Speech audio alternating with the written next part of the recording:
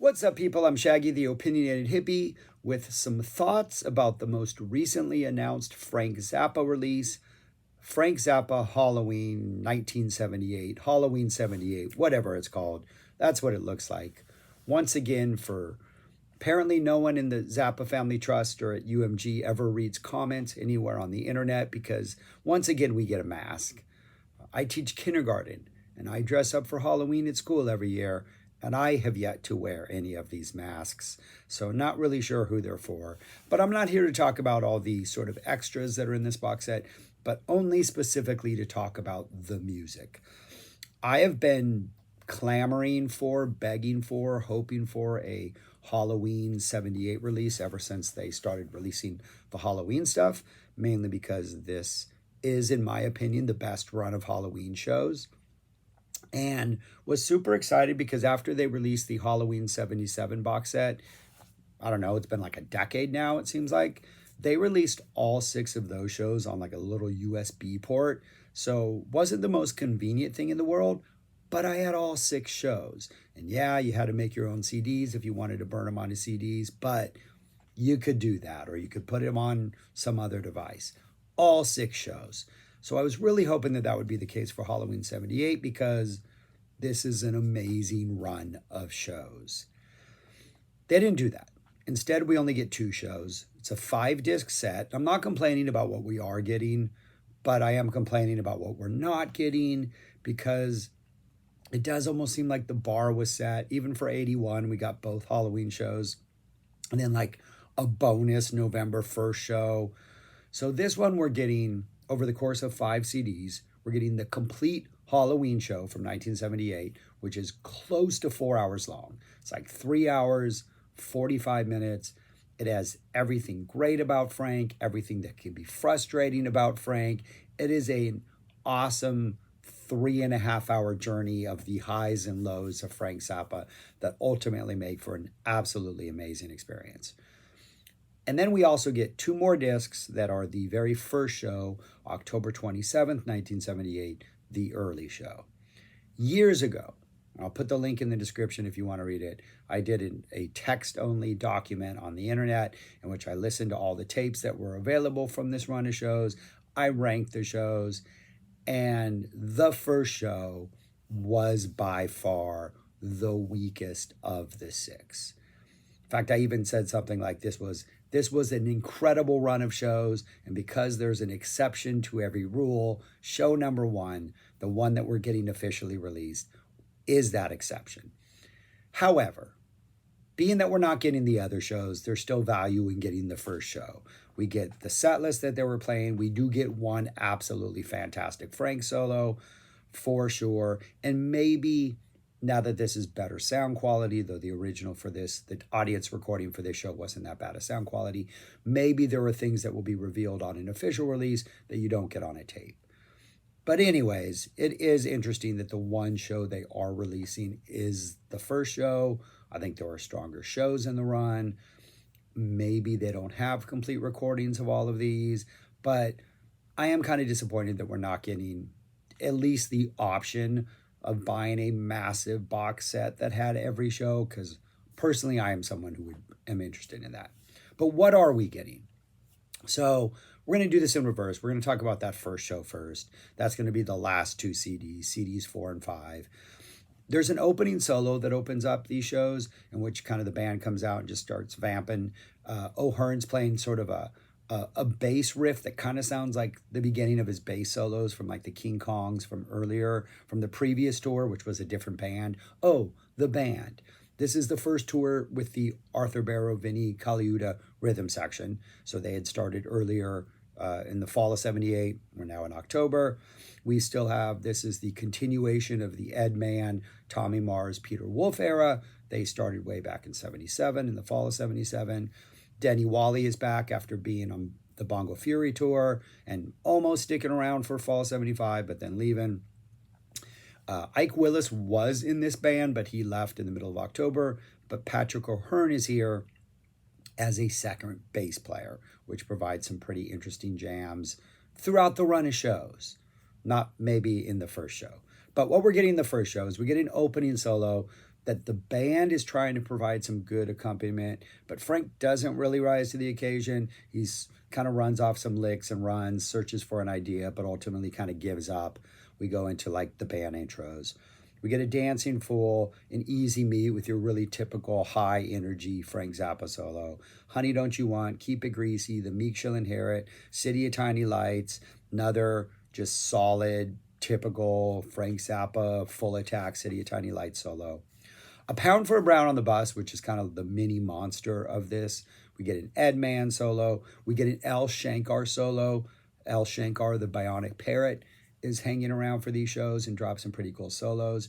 And then we get a fantastic Frank Zappa solo. It's about 3.5 minutes long.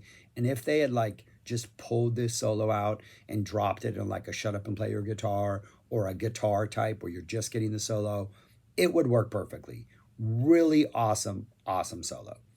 Then we get the keyboardist jamming, Mars and Wolf doing their stuff, and pretty nice, like solid 15 plus minute. There's a tape flip on my tape, so I don't know how long the ultimate one is, but a nice solid 15-minute Pound for Brown.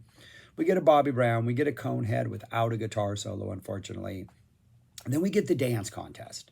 And this is the same dance contest that we get on Tinseltown Rebellion, only we get the full 6-minute version, which is so much more chaotic than it sounds on Dance Contest. Frank's really kind of seems like he's having a hard time control the chaos on stage, but that's kind of part of the fun of this version is it does feel really chaotic. Then we get the Black Page #2, where the dance contest takes place. We get a Little House I Used to Live In, almost 10-minute Little House with a really nice Mars solo. We get a Vinny solo. This has more epic performances throughout this tour, but this is pretty much just a pretty straightforward Mars-centric Little House I Used to Live In. A Magic Fingers, then we get the Don't Eat the Yellow Snow Suite, and then we get a Camarillo Man and a Peaches in Regalia. So yeah. Oh, I think we get Dynamo Hum in there too. Yeah, Dynamo Hum. Interesting. On the actual, no, that's something else. All right. The encores are not on the actual tape, so I have not heard the encores. They're on the release though, and on the actual tape of the second show, Frank says, "Well, we already played Dynamo Hum," meaning they played it at this show. Anyways, that's just a note I had for myself. But anyways, it's not a horrible show, but considering the rest of the run, it's not the most mind-blowing show, but it will be interesting to have more stuff from this band. But then we get the Halloween show, which is pretty epic. And yes, some of this has been officially released. We get Ancient Armaments as the opening solo. This was the B-side to the I Don't Want to Get Drafted or Drafted Again single. Really good composition by Frank. Really good, one of those mature, thoughtful, contemplative solos. Fantastic way to open the show. Intros, Dancing Fool, another really good Easy Meat solo, Honey, Keep It Greasy, The Meek Shall Inherit Nothing.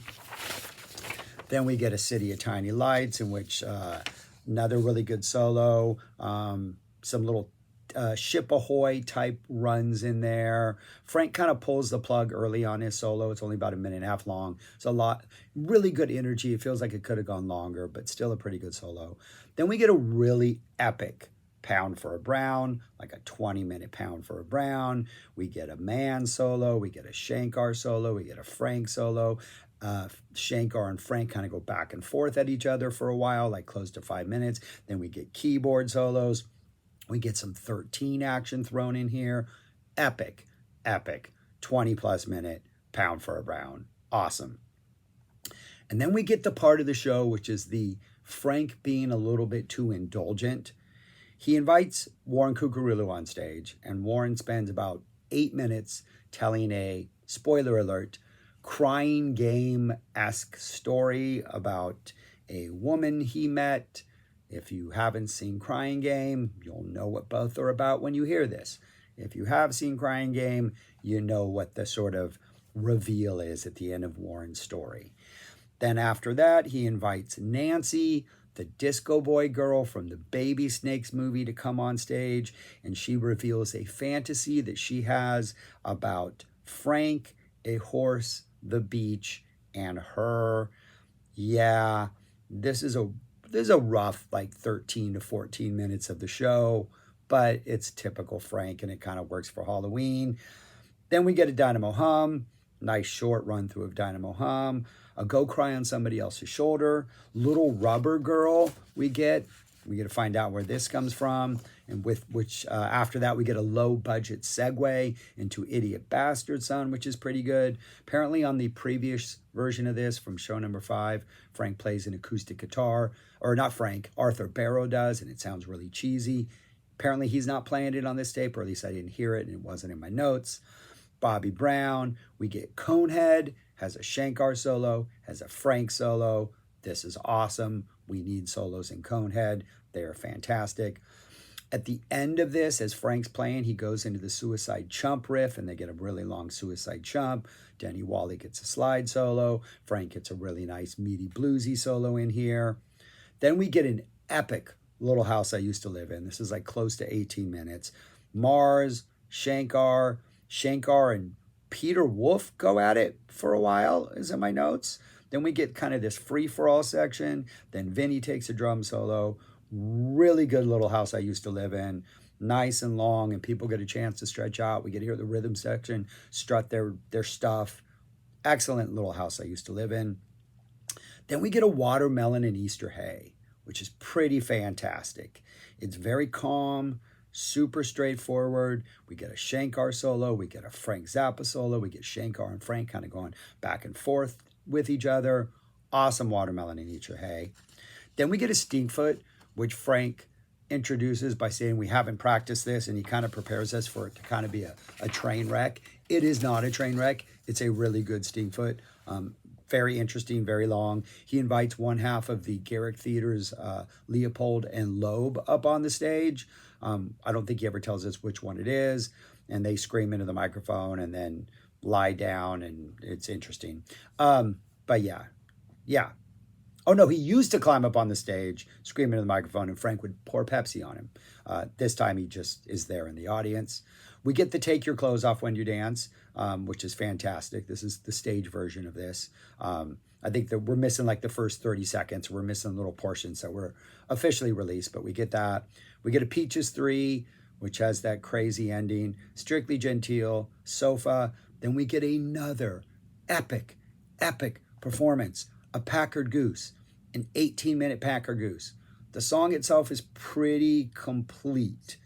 It doesn't have quite the energy and the confidence of the original version. And this song was only played and or the lyrics were referenced like 10 times in all of Frank's live career. So this is one of those 10.